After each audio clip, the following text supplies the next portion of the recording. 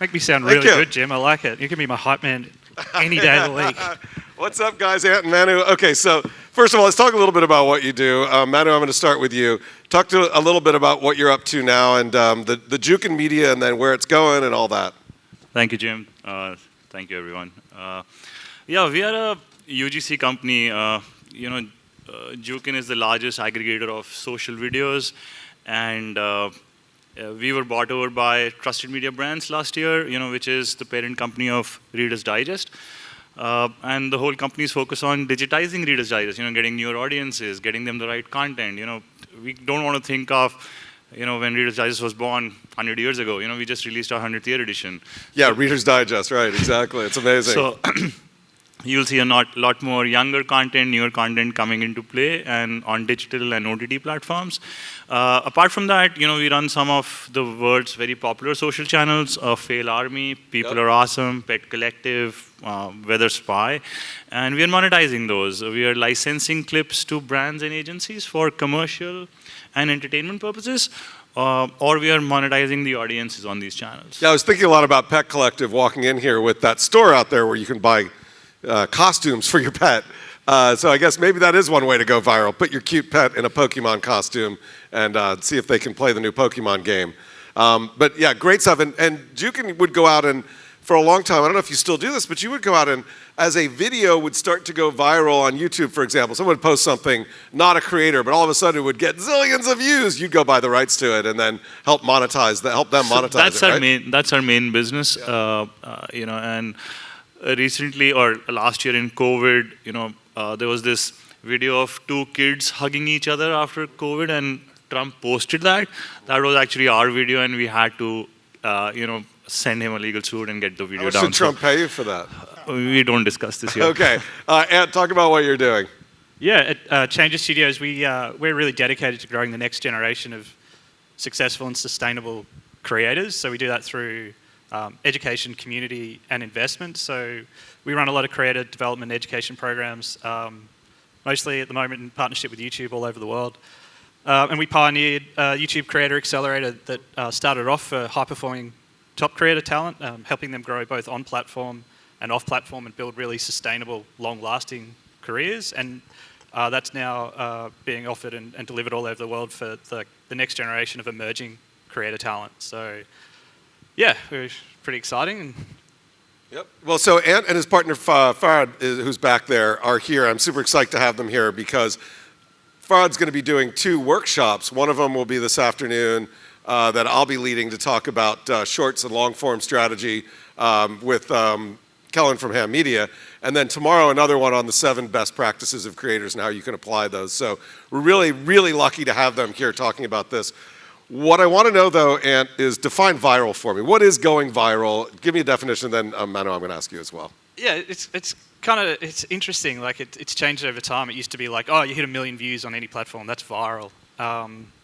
As things have changed, I think those numbers have gotten higher. But I think there's 2 sort of broad terms of virality. One is like popping off with millions and millions of views broadly to broad audiences, and then there's going viral within your own category or niche. We can start that argument later. I can say it both ways.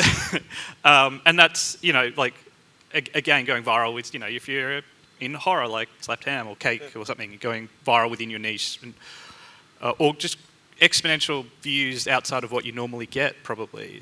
Yeah, I mean, something like if it gets into the algorithm and it starts serving it to people and they like it, and over a short period of time you get a massive amount of views that, again, is a number of orders of magnitude greater than what you normally get.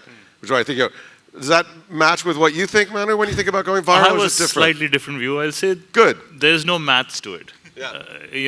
1 million views in Singapore could be viral, but 1 million in India, I don't think that's viral.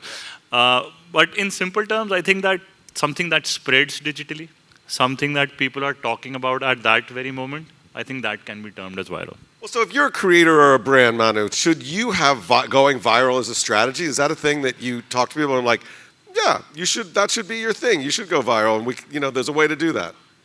I won't use the word strategy, Jim. I'll say it's a good thought to have, but I think it's just an outcome. It's an outcome. Okay. And what about you? Is going viral a strategy or an outcome? Yeah, I mean, not really a strategy, definitely an outcome.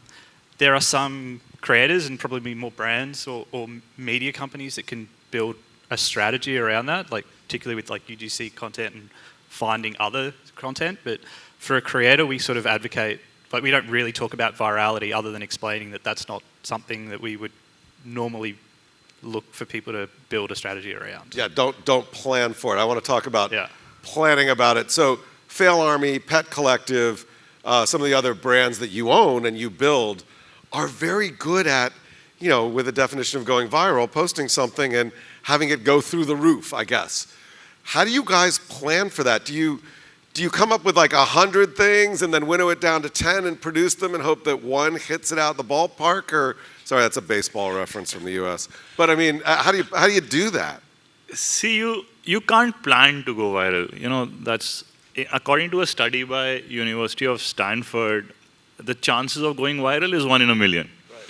Right? See, we acquire clips which have some virality, right? So, but it's not necessary that when you package them again, whether you license it to a brand or a media house, they will go viral. You can't plan for virality, but what you can plan for is constant growth.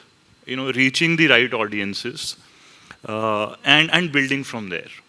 Yeah, but are there things that you can do to make it more likely that you may go viral if you hit the right set of luck and circumstances? I mean, certainly there are things you can do with thumbnails and headlines that can get people to attract you, but are there tips and things you can do to make it more likely that you're going to be 1 in a million or 1 in whatever?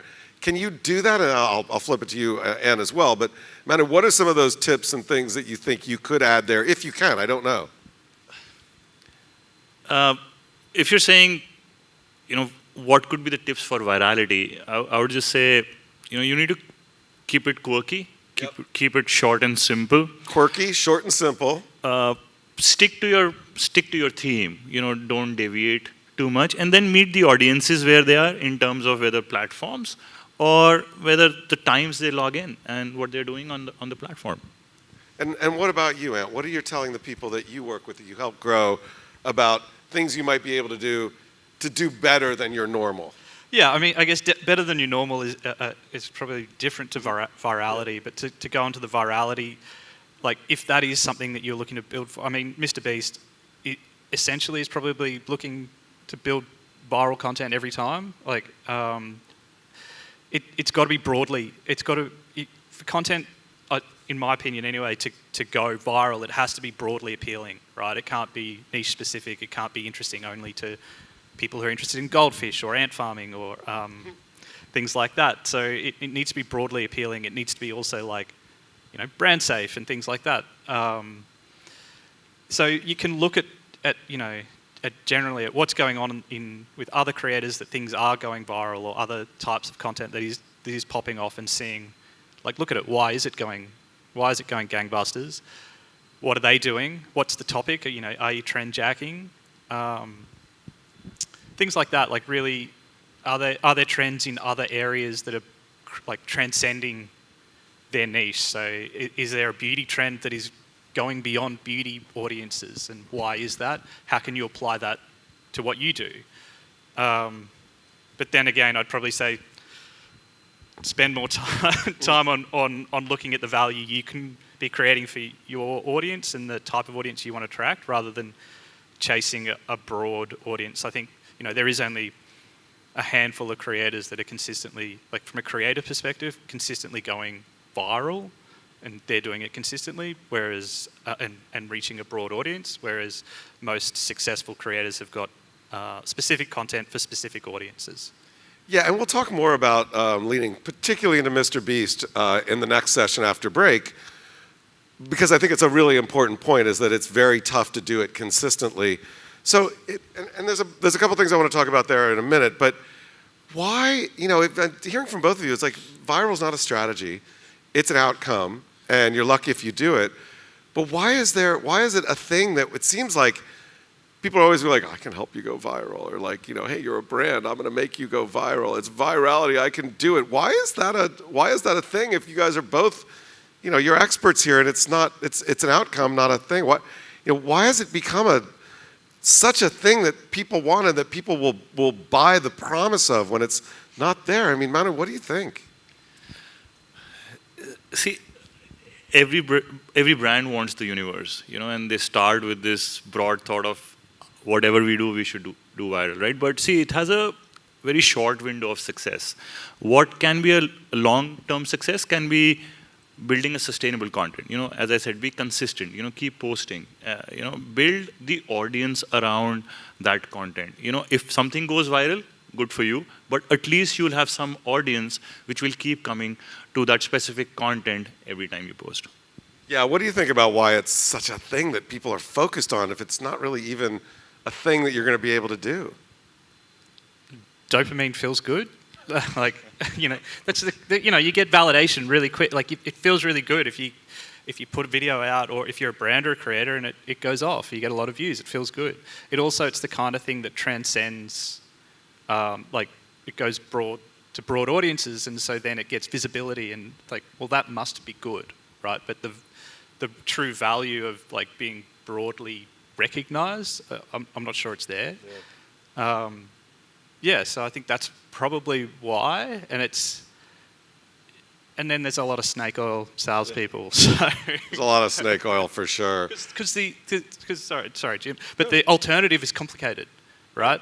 A lot of what we talk about, at Changer, we talk about frameworks and quite broad pictures that creators have to then pick from the menu of what applies to them, what they're trying to achieve, which might be different to each other, how they can actually execute it themselves.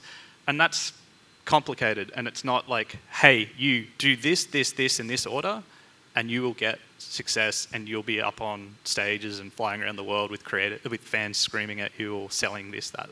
So the alternative and the reality is a bit more complex as well. Yeah, it's we're always looking for that quick buck, that quick fix, that NFT that's going to sell for millions of dollars that we can buy for $5, right? And I'll add to what Ant said. See, you can go viral once or twice and get that bump, create that awareness. But what's the shelf life? Right. Yep. Right? Yeah, exactly. How sustainable is it? How sustainable? And then if you start creating content around sustainability, that's where you'll have a certain set of audience which will always keep coming. You can always gain additional on viral stuff, but I think that should not be your main goal. You saw this with Fail Army and Pet Collective. Pet videos will go viral. I mean, we all know about the cat riding the Roomba, right? I mean, that went viral, but pet videos are going to be consistently good, and every now and then one of them is going to hit the zeitgeist. Fail Army. Fails are great. We all love fails, right? But there's no guarantee that any fail is going to go. And if you produce enough of them, some of them are going to do really well, right? See, that's again a problem for us, because every brand which sees a viral clip from our library wants to use it in their commercial, and when it doesn't go viral, then our content becomes questionable. So that's what happens. So I've heard from, and this is a quick answer for both of you guys, perhaps, but I've heard from some folks that maybe it won't go viral, but there is a way to kind of jumpstart video views for a new video, maybe by buying views up front. Does buying views early on help prime the pump so that you can actually push something up higher than it might otherwise go? Ant, what do you think? Is that a strategy, or is that a fail? Don't do it. But I think on certain platforms, probably like Facebook, it's pay to play, so it's probably, Manu can probably answer that better than I can.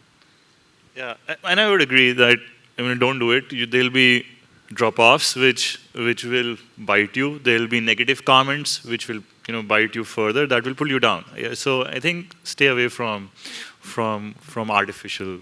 Yeah, from artificial growth. Okay, so let's talk about real growth, right?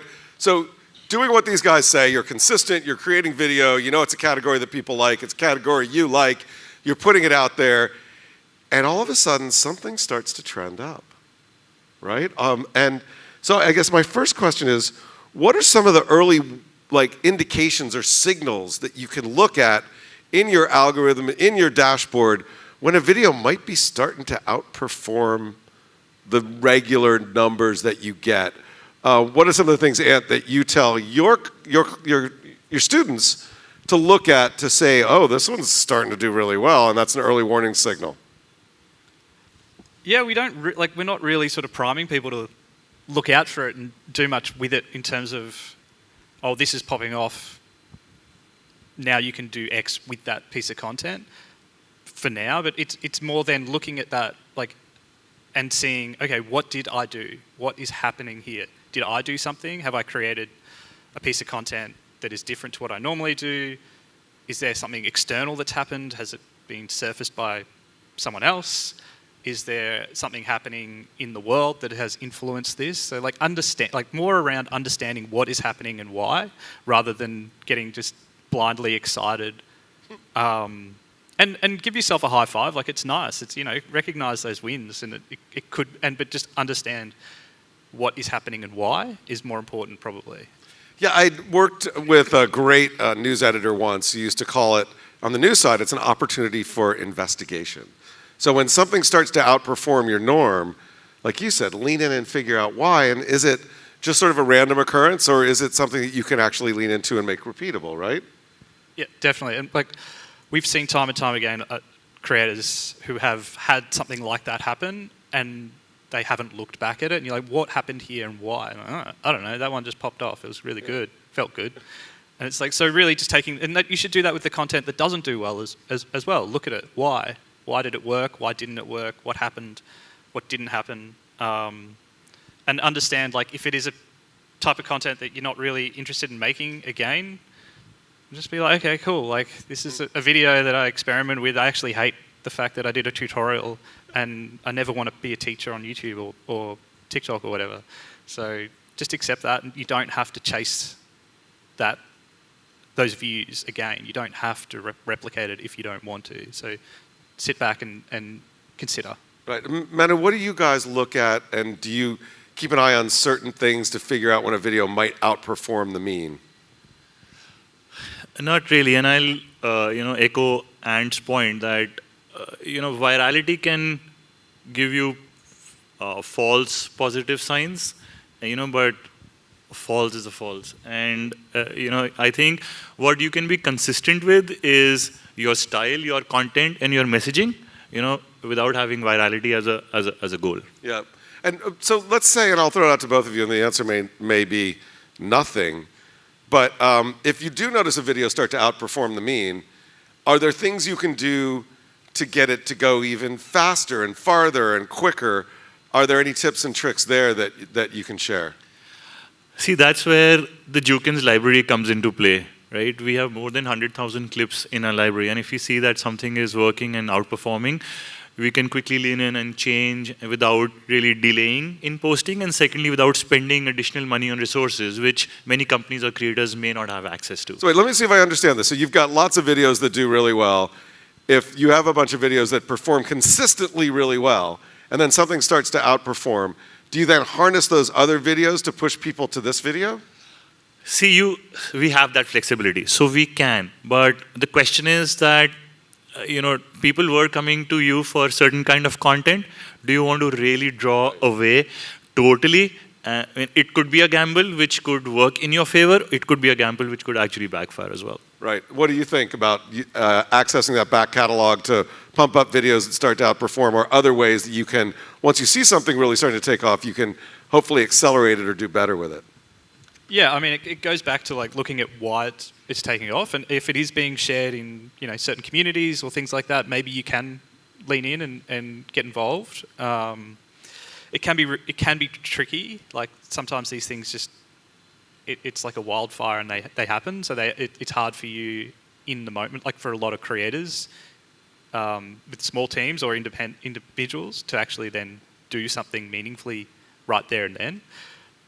So yeah, but you can look at what external factors are happening, whether there are places, what can you do to get involved or share your content, or a lot of the time though, like creators don't have a back catalog, like something pops up, you don't have a back catalog to support that. That's okay, but just knowing that that's the position you're in. Yeah, and so after something has gone big, outperforming the mean, I'm interested in ways that you might lean in to try and replicate that success. Maybe it's, that video you did of an ant farm, you decide you don't like ant farms, so you're never going to do another one. But I'm struck by BuzzFeed, and I know they did a really good job with this. They'd come up with formats, and once they went big, they'd be like, okay, what worked and how do we do it again? Like, for example, there was one video that they did, like 35 ways to piss off a New Yorker in 60 seconds, and they found that it worked because for people who lived in New York, they'd share it with other people in New York going, ha ha, isn't this right? And then for people coming to visit them in New York, they'd send it to them and be like, oh, don't do these things. And then they started replicating it as like, 25 ways to piss off a Singaporean in 10 minutes, or in 2 minutes, and we all know what those are. You guys, I don't. I do that every day, I'm sure. Or, a Sydney or whatever. That was really smart, where like, this works. Now we can start to do more like that in different ways. Are there things that you guys have done or seen where you can lean in and start to sort of replicate success in other ways? I mean, Ann, I'll start with you. Are there other things that you've seen your clients do or that you've done to do that? Yeah, exactly what you said. Like, looking at what worked and why, and what can you meaningfully replicate. Like a great example is Melbourne-based creators, Beauty News. They were doing beauty news, like an hour-long show on YouTube about the latest releases in makeup every week. And then they decided that they were going to get this new palette of makeup, and it was very expensive, and they were going to destroy it, break the makeup. And they didn't really know what they were doing or why. They just thought, this would be interesting to like destroy it, and like it was kind of like a visual, interesting, totally different. Their faces weren't on it. It wasn't a news. It was just like, we're going to break this thing and see what happens. And it blew up. It went ballistic. A lot of it, people were very upset that this hard-to-get, limited-release, expensive makeup was getting destroyed on YouTube. But others, it was like this visual, interesting thing to watch. And that then created a whole new format for them. And that was the trigger for them to go from, like a 20, 30,000 sort of subscriber doing all right YouTube channel to, 500,000 subscribers and a couple 100,000 views per video. So they stumbled on a new format. So the experimentation is really important. It blew up. It went ballistic all over the internet, and they didn't know why or what. And they were like, okay, let's try it again and see if it works. And then it developed into a more robust format as they kept doing it, and it kept going big. Yep. Yeah, we have a workshop on formats, by the way, tomorrow, Saturday, with my friend Ivan. We're going to lean into some of that and a little bit more that I think should be really interesting. Manu, what do you think? Is that a good model to lean in and then keep on building? And where are some examples maybe that you guys have done that at Jukin? Yeah, I'll give you the example. See, it is a great model to try that, because you firstly don't want to completely leave what's really trending, but then you always have that gamble, which I was mentioning, that do you want to really draw away from the content? So we at Jukin have two brands, People Are Awesome and Fail Army, and they can go actually hand in hand. Like, you can create a video of world's best People Are Awesome moment 2021 and world's best fail 2021, and you can show that together to the audience and then see how that content is trending. And if that trends, that means that people are leaning towards a certain kind of content, and you can build from that. So we call it bridging, and not really moving away from one content to another genre totally, but just showing that middle ground for people to react. So, Ant, I have a quick question for you. When you get new students coming into your class, they come in, they're like, oh, we're going to learn how to be a creator, we're going to do really well. They're like, do they come up to you and they say, Mr. McCormick, how do I go viral? Does that happen all the time? Well, no one calls me Mr. McCormack. Okay, Ant. I just wanted to call you Mr. McCormick on stage. Not really. I think mostly, the only caveat to that is creators who are only in short-form videos. So TikTok's got a lot to answer for with resurfacing the people wanting to go viral. So yeah, we bop it on its head pretty quickly. There is definitely a bit of it, particularly in short-form creators. So you brought up platforms, TikTok, Shorts, Reels, Swipeable, short-form, LinkedIn, Instagram. You can't going viral on LinkedIn. I don't think it's going to be possible, but we'll see. I'm doing a workshop on that later today. Facebook, YouTube. Are there better platforms, for going viral? I mean, Manu, when you are putting out, whether it's Fail Army, People Are Awesome, Pet Collective, are there platforms that you use and that you know that you're going to get better immediate growth, or is it just put it everywhere and see what happens? See, not really. Every platform has its own space in the social media ecosystem, and you need to just find the right audience and target them at the right time of the day, and then map out their digital journey with the brand. I think one example is the viral UGC-led Instagram Apple campaign on Shot and iPhone, where people had a chance to get their picture clicked by an iPhone on one of the 10,000 billboards worldwide. That got 21 million entries. Then the ALS Ice Bucket Challenge on TikTok raised $200 million. So both were on different platforms, different success metrics, and different measurements. And both went viral. So you can't really say which platform is better. It's just, what worked for you in the end is the platform which worked for you. Yeah, I mean, you were talking about the fact that TikTok has now influenced people to want to go viral again. But what do you think about the different platforms and that opportunity for meteoric growth? Is it more likely on the short form versus the long forms? Yeah, I think, like, in sheer volume of views, yeah, like the ultra short form TikTok, YouTube Shorts, they're geared towards that. Like, you can watch much more content, and the experience is much more. You watch a lot more videos in each session and each sitting. So, like, it can be great discovery tools. But then, I just glitched for a second. That's all right. But in like the long-term value and the connection with the audience is thinner compared to a more leaned-in, longer form YouTube type experience or some of the other platforms. So real quickly, we only have a couple minutes left. Trends. Trends are a way to, the Ice Bucket Challenge or the Tide Pod Challenge. Don't eat Tide Pods. But those things sort of can take on a life of their own. Is that a good way to see, like, leaning into trends? Is that a good idea if you want to start getting a little bit more, sort of rocket ship growth on certain things? Have you found trend chasing to be worthwhile, Ant? It can be if it fits, if like alignment, alignment. Yeah. Any of this stuff, if it's an alignment to your content, your brand, your audience, it can. Like, if you're just chasing trend to trend, you really that's probably only going to work if you're like your content's based around your personality and rather than like what other value you're trying to create. So it can be the best way to look at it is like, what trends are out there?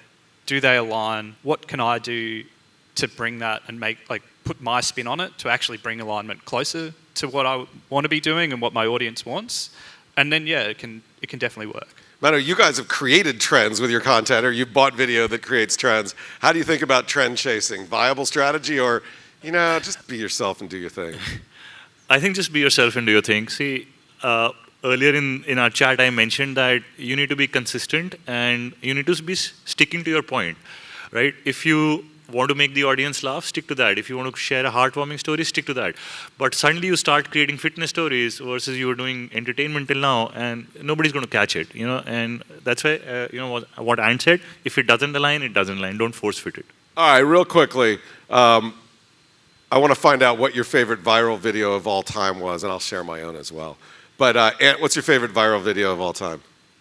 All time. Oh, on the question notes, you were like, this year, so I was not all right, prepared. this year. What's your favorite one this year? And so I was telling Callum this yesterday. I don't have a quick answer, I'm sorry, but like, I didn't have one. And I went to Google it, and I went, no, stop, this validates my point that I think virality it's kind of thin, it's fleeting. Yep. You watch it, you get your little dopamine kick, then you flick to the next one.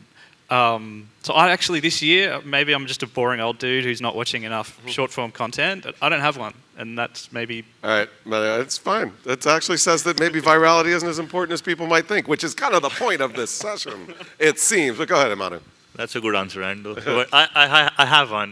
This was last year during COVID. The BBC video, where the guy was on a live discussion on BBC, and then the kids walked in, and then the wife had to scramble in and drag the kids out. I think that went viral, and that gave me that, the dope you need when you're working from home. Well, mine, I guess, in the last year, because it kind of came up, it is like the lawyer who turned into a cat on Zoom and couldn't uncat himself. I thought that was a really good one. But my favorite all time, and I forget if this is from Melbourne or where else in Australia, but there was this great video, Dumb Ways to Die, about stepping off of the subway train and all that. Was that in Melbourne? Melbourne, yeah. That was great. If you ever seen Animated. Dumb Ways to Die, go watch it. It's going to stick in your brain, and you will never cross a train track again unless you want a dumb way to die. All right, you guys, we're out of time. It's coffee break time. Give it up for Ant and Manu.